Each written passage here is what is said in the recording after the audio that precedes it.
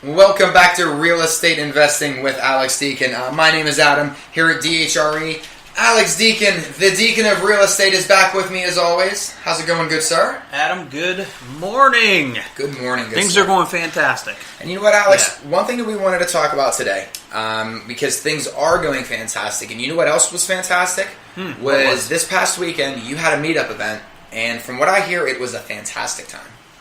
It was a very good event. We had a good friend of mine. He's my CPA. We refer him to a lot of our clients. He specializes, his name's Matt Stevens. He specializes in small businesses, construction, real estate, investment, and he's very good and knowledgeable, very detailed when it comes to tax returns, which is what you need as in a CPA.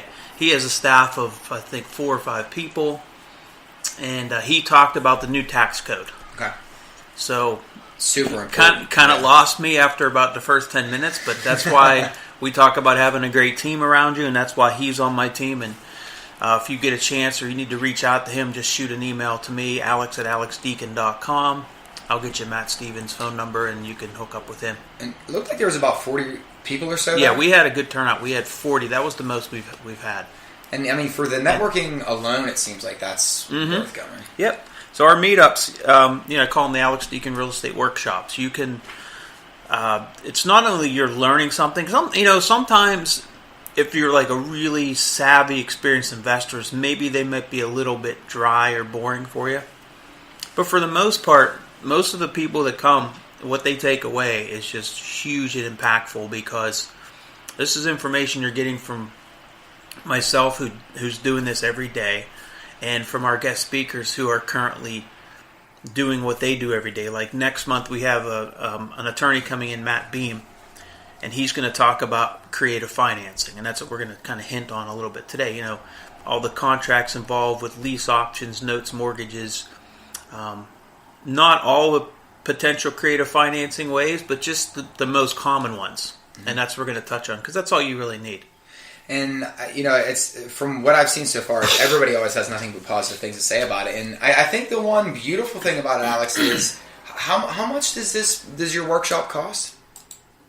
It's zero, but it's doubling. We're going to double the price next month. Doubling it. Yeah. Double zero. Mm-hmm. Man, that's... When you really think about it, I know it sounds steep, ladies and gentlemen, but it's well worth it. We're doubling it. Demand is going up. We got to double the price. So, I mean, and that's the information that you are going to get is invaluable. I mean, the networking and just meeting. Again, you're always looking to network, grow your team, grow your avenues. So, let's talk a little bit about some of the creative financing that you will be talking about in your April workshop. Oh yeah, absolutely. I'll maybe touch base on 5 to 10. That are commonly used. Yep. So probably the most common one would be the owner holding a mortgage. Okay. So when you approach an owner, or you're working through an agent, and that agent puts an offer in for you, you can always ask if the owner would be willing to hold a mortgage. Sometimes they don't know what that means. Mm-hmm. They're like, well, I don't know what that means, right? What is a mortgage? How do I hold it? What does that entail? And sometimes the other agent is not educated enough, and it's hard to even convey that message. So sometimes it's a little difficult just to communicate that to an owner in the form of an offer, because you're working with an agent who doesn't know what you're talking about. And of course, if they don't know, most likely the owner's not going to know, and the message gets lost. And then it's like the telephone game. It's silly. But all things being equal, if the agent knows what they're talking about, or if you're dealing directly with the owner, how you want to explain it is, for you to hold a mortgage, it can be advantageous as a seller for a couple different reasons. So you're going to pay them interest on their money. So let's say the best scenario is a seller that they don't need the money. In fact, when they do get paid, they're going to pay a large portion of it in taxes. Let's say they're an investor. So it's not their primary residence. If it was their primary residence and you're asking them to hold a mortgage, it might not be as beneficial, because when you sell your primary residence, you don't pay tax on it. Wow. So for them to hold a mortgage at 4, 5, 6, 7%, it may or may not be appealing. Okay. But an investor who's going to be selling and paying capital gains tax, or maybe even regular income tax on it, and they don't need the money, then it's very possible they could hold a mortgage because it would be beneficial to them. One, they're not going to pay all the tax because you're not paying them all at once. And two, they're going to get interest on their money. Okay? So when you ask someone to hold a mortgage, it can be one of two ways. It can be holding an entire mortgage. So if the property is $200,000 and you're asking them to, and you negotiate a price of $200,000, and you're asking them to hold a mortgage of, let's say, $180,000. They have to be willing to do that, and they have to be able to do that. Meaning they can't be too far leveraged. They could have a mortgage on it. Okay, so understand they're going to hold a mortgage, but they have a mortgage on it also. So they're going to get a payment from you. And then they have to make a payment to their bank every month. Right, okay. And you just have to be careful because sometimes there's a due on sale clause. So meaning when the property sells, the bank who has the current mortgage with the current owner is going to want paid off. Ooh, wow, okay. And they typically don't ever find out. So there's ways to do that. There's ways to have a seller hold a mortgage without there really being any ways of it blowing up in your face. But what are the advantages? Let me ask you, what do you think the advantages would be for a buyer to have a seller hold a mortgage? One, I would imagine right away taxes, right? There has to be some sort of tax savings. No, the biggest benefit is you don't have to use a bank. There you go. Okay. So you don't have appraisal costs and underwriter costs and this cost and that cost. And it's quicker. And it's typically you'll have to come up with less money down. Like a bank's going to want 20% down of $200,000, which is $40,000. Where you can negotiate with a seller. Sometimes you can negotiate zero down. Wow. Hey, I'm just going to take over this property. I'm going to pay you X dollars every month. You're going to get a return on your investment. That's it. And if the seller agrees to that, that's a home run. Wow. Okay. Just the downside of that is when you ask a seller to do that, you lose all your capability to leverage or negotiate, right? Because you're saying, hey, seller, I want you to take all the risk, and I have no risk, and you're not getting. It's hard to find that. Right. Exactly. On a good deal. So typically, what will happen is you'll overpay to get those terms. Mm-hmm. So that property that's $200 might only be worth $180, but you're paying a premium. You're paying $200, which sometimes is not a bad idea because in the long run, in 5 or 6 or 7 years, it's going to be worth $230, and you got into it for zero money down, zero risk. Right. If you decide to walk away at some point, you walk away, and maybe you're breaking even. And so all the risk is on the seller in those cases. Now, see, and that was a really good detailed. Now, see, guys, this is what you miss at the meetups. That was a nice detailed explanation. The rest of them we're going to go through. I think maybe just bullet point them because, guys, this is why we want you to be in attendance here at our meetups. And some of these, man, I'm like, it's almost sounds like I'm, at least in my ears, I'm talking in circles. Well, and because it can be confusing. There's a lot to know. It's like you guys, it's like you guys and gals are magicians too. When you I just being around it in the capacities that I have, seeing you guys pull stuff together, it's like wow, it's very very creative financing is one thing that is very very impressive, and that's why you want to attend this meetup in April. So, what are some other bullet points do you think you're going to talk about? Well, I think let me just backpedal and say, yes, sir. These are the basic owner financing methods. These are basic. Yeah, okay, good call. I don't even know all the complicated ways, and I just feel that. I'm sure there's a lot of complicated structured deals done in large multi-billion, million-dollar deals. I'm sure that's done all the time. I don't know how to do those. But and to be honest, I think, in my opinion, you want to keep things simple. And 95% of all deals are going to be done the simple method.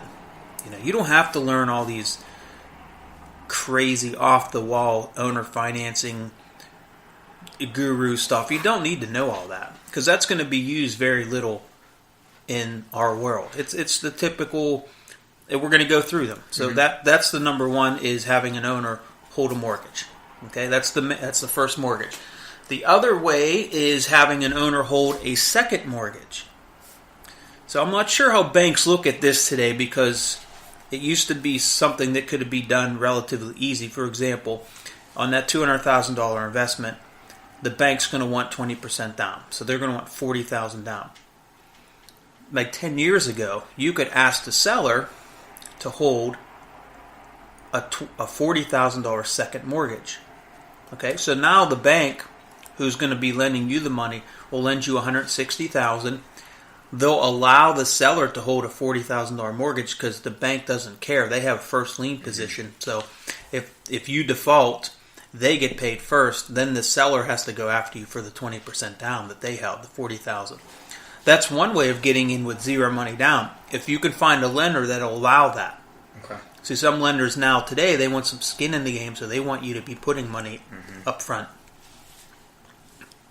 So having the seller hold a second mortgage is also an option. But before you go ahead and try to put together a deal like that with a seller, you want to check to make sure that the specific lender you're going to be working with allows that, and what are the parameters. What are their checks and balances? What are they going to allow? What aren't they going to allow? Right. They might allow the seller to hold a second mortgage of 10%, and then you only have to come up with 10%. That could be a win-win too.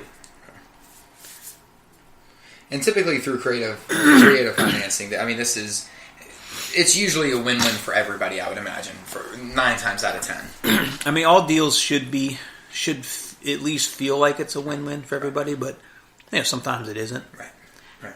Yeah. I try to make it a win-win, but sometimes it's a win-lose, and hopefully I'm on the win side.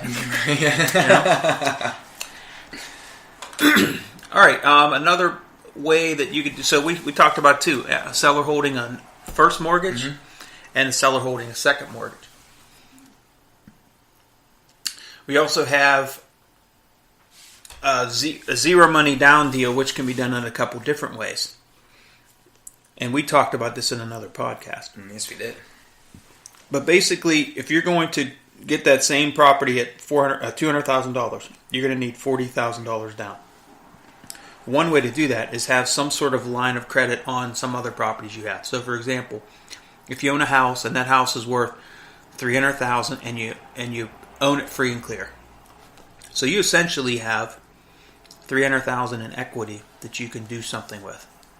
You can buy a car with it. You can put money down and buy an investment. If you get that line of credit set up, where it's literally you just get a checkbook from your bank and you have the ability to write $300,000 worth of checks, you can essentially give that seller a $200,000 offer and put 20% down and get a loan through a bank, correct? Yeah. So where are you getting the 20% then? Probably from that line of credit. From that line of credit. So you're just going to take it straight out of the credit. Yeah. So you got it. You basically bought the property with zero money down. You're using... I see what you did. Okay. Yeah, I see what you did. That's really simple. That's how it works in a lot of... That's probably the simplest way to buy zero money down. Have a line of credit secured on some other property and use that money to invest. Okay. Like, I'll give you a good example. Is we just got approved for a $100,000 unsecured line of credit, which is really cool because the bank said, hey, you know what? Alex, we're going to lend you and your company $100,000. You have access to $100,000, and we don't want it secured against anything. So they're not leaning a car, they're not leaning my house, they're not leaning properties that we own. They're just giving us a $100,000 line of credit based on how much we make every year at the company and our credits and credit score and such. So you can even get lines of credit that are unsecured, but in order to do that, you have to be financially fairly strong to do that. Yeah. So lines of credit are probably the easiest way, especially if you own other assets and you can leverage those assets and use that money to purchase more investments. Okay. Another way is Credit cards. I've done that before. Credit cards. Yes, I bought a plastic fantastic. I bought a 4-unit with a credit card, and this was, man, I tell you what, I didn't know what I was doing either at the time. I think I was 28 or 29. I was clueless. Like all of us in our 20s. And I don't know. I must have read a book because I know I didn't figure this out by myself. I must have read a Carlton Sheets book or something.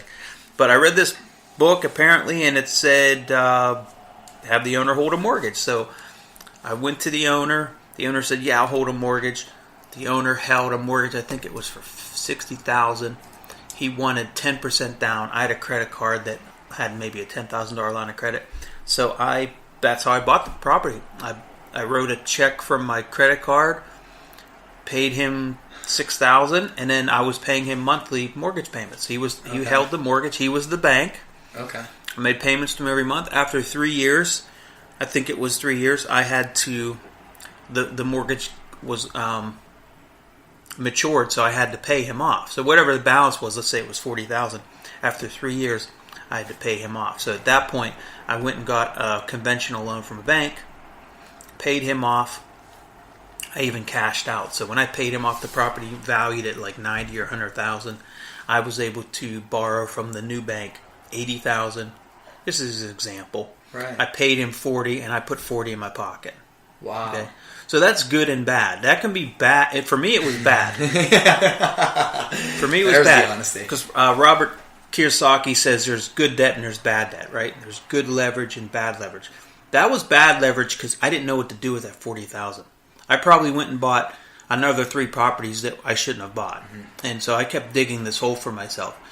But if you're smart and you really know the game and you know what you're doing, and you're more mature, and we talk about the higher real estate IQ, that $40,000 that I cashed out, I could do a lot of damage with because I could go ahead and buy maybe 3 more owner finance properties. But you have to buy the right property. It's easy to buy properties. That's easy. Buying the properties that financially make sense and have a long-term attractive ROI is the hard part. Ultimately, ROI is the name of the game with any investment. So we talked about 4 different ways to do owner financing, second mortgages, first mortgages, credit cards. You can also assume payments. Ooh.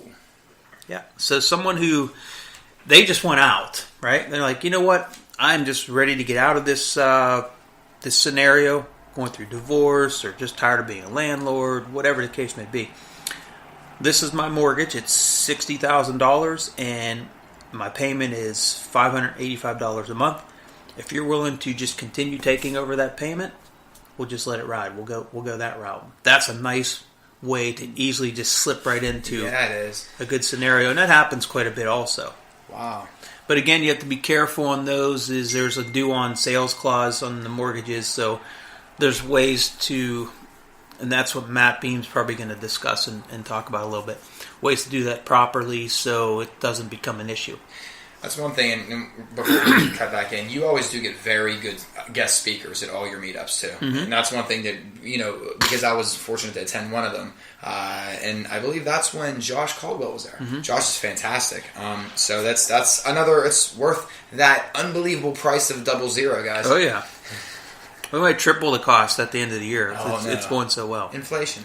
But Josh talked about, he actually talked about some of the crazy creative financing, which was just blowing my mind. That he's the first person I've actually heard speak about creative financing. And it was almost too complicated. It was almost too complicated. So many moving parts. Yeah, I noticed. Yeah, I like to keep it simple.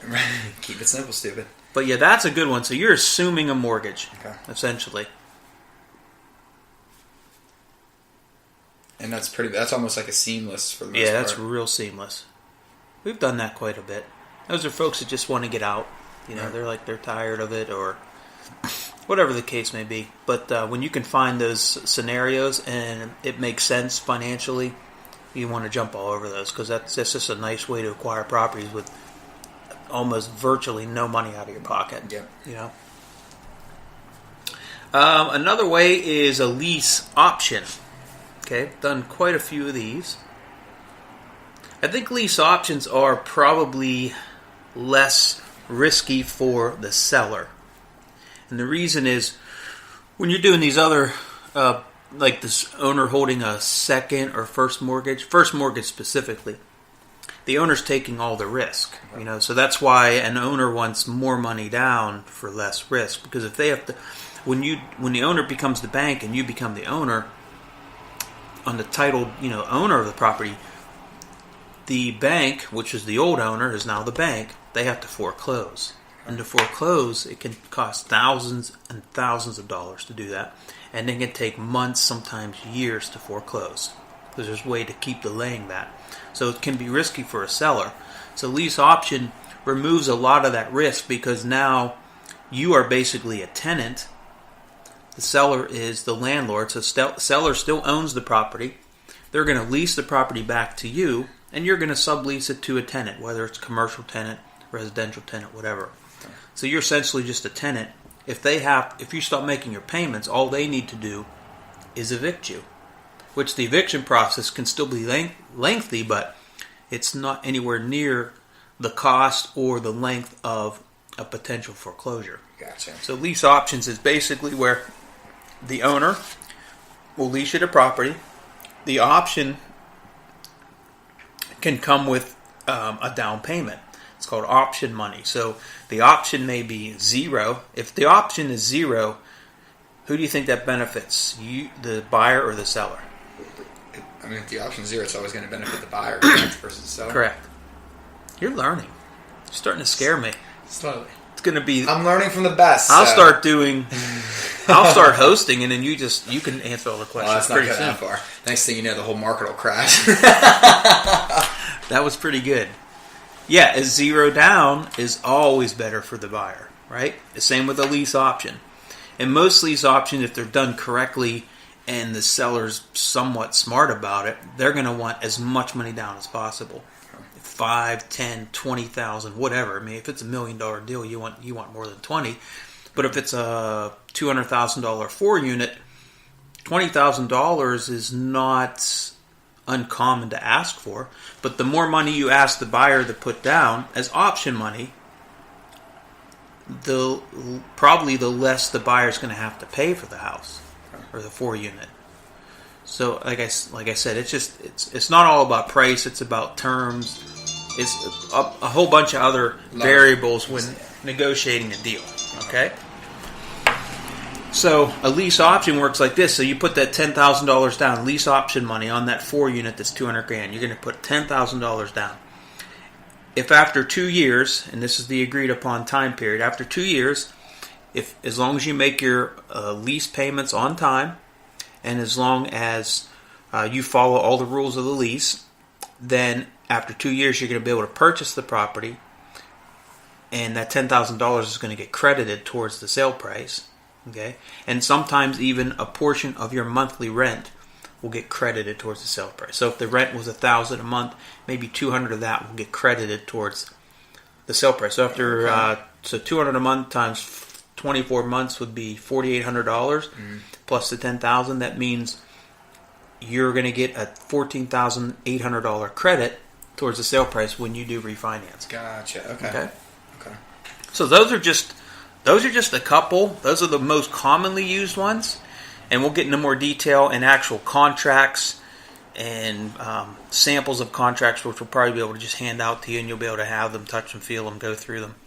And that's what we're going to talk about the next meetup, next workshop. And that's why you guys should go. I mean, like I said, when I say there's novices out there, I'm whatever comes before a novice when it comes to real estate investing. So, for me, any of these meetups it's a wealth of knowledge. But I must say, Alex does a fantastic job organizing these things. From everything I saw in March, you guys had a fantastic turnout. I mean, it was really, really well done, really well received from all the feedback we got on social media. And guys, listen, for that I know we tripled the price to 000, but it's worth that 000 is worth. Especially when it comes to creative financing, we'll create ways to get you to afford that 000 cost. Oh yeah, we'll help you get into these workshops with zero money down. Yeah, it's an amazing thing. Listen, guys, make sure you're checking us out all over social media, all over the internet. DHREA.com is where you'll find us. Social media at Deacon Hoover on Twitter. Find us on Apple Podcasts, Google Play Podcasts. Find us on... we're actually on a lot of podcasting services that I didn't even know. I think we were on... I know we're on Spreaker, but we're a little bit all over the place. Make sure you're checking us out on Facebook, Twitter, and Bigger Pockets as well. So, for Alex, for everyone here at DHRE, thank you so much. Make sure you're checking out Alex Deacon's workshops, his meetups, and check back in for April's time. We thank you, and we'll talk to you later.